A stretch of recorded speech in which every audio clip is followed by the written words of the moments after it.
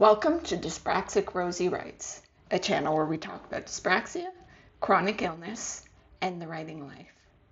Right now I'm starting a new writing commission. It is for the Saskatchewan Writers Guild Magazine, and a big part of what I'm certain interested them and often interests many of my clients is that of my lived experience perspective. But personally, I am of the opinion that what that actually means often gets quite misunderstood, which is why people who work in the lived experience space need to very much protect how much their work is valued and make sure their work is as valued as their grocery store clerk or the firefighter, the police officer, or anything like that.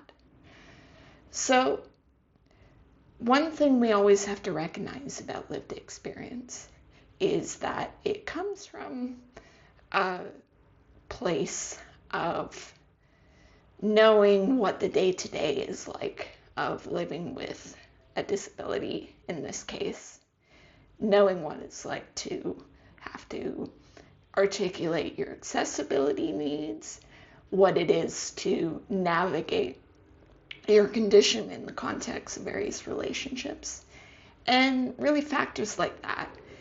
But the thing is, we're all people. We don't know what everyone's experiences are like on this planet.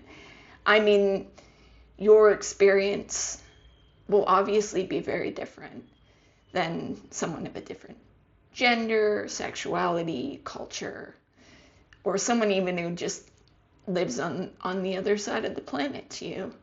So really the value of lived experience is in helping practitioners recognize the blind spots in the medical literature itself.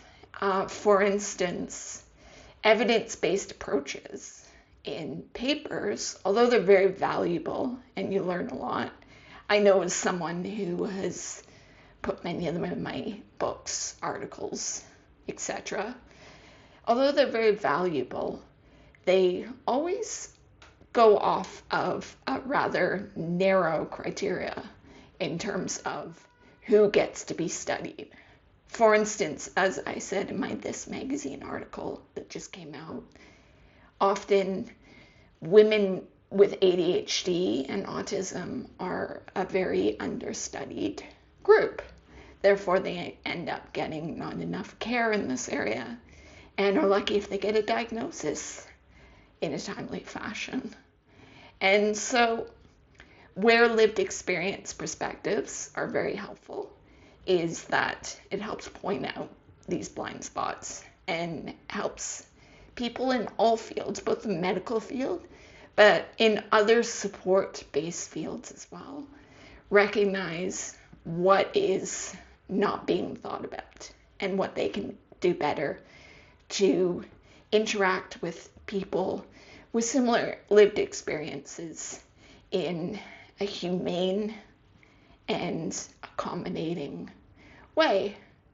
However, of course, the really good lived experience people are those that are recognizing their own blind spots too.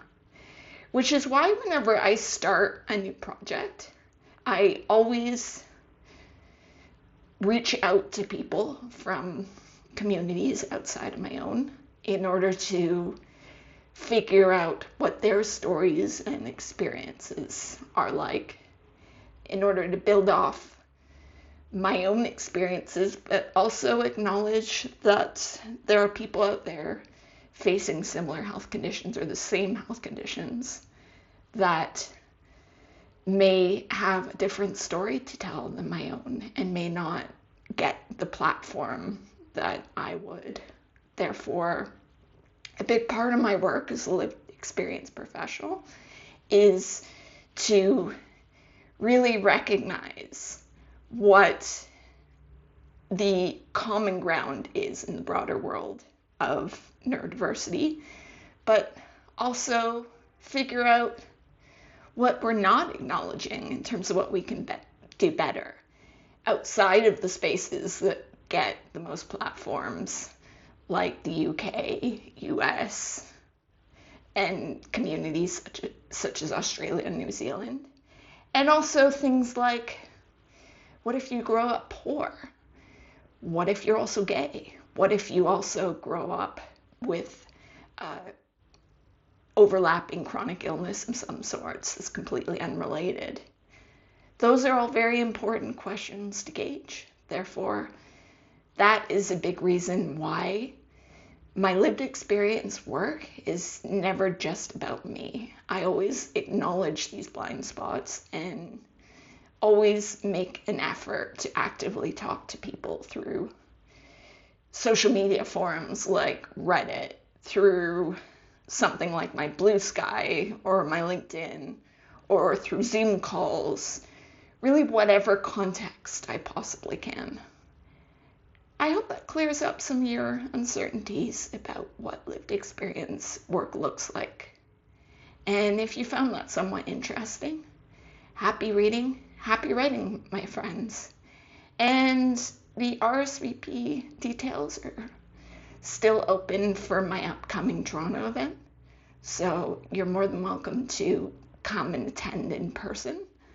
And yeah, like and subscribe if you found this interesting.